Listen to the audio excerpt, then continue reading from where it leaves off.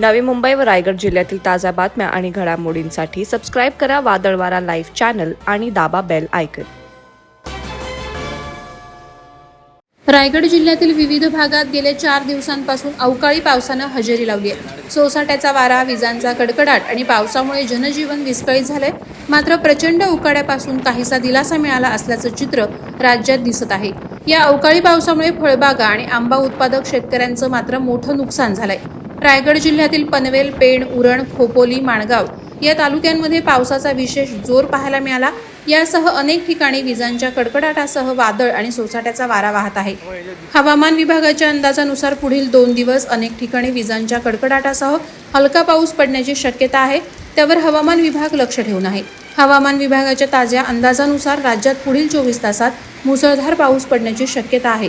ठाणे, रायगड, रत्नागिरी, सिंधुदुर्ग, धुळे, नंदुरबार, जळगाव या भागात वादळी वाऱ्यांसह पावसाची शक्यता आहे.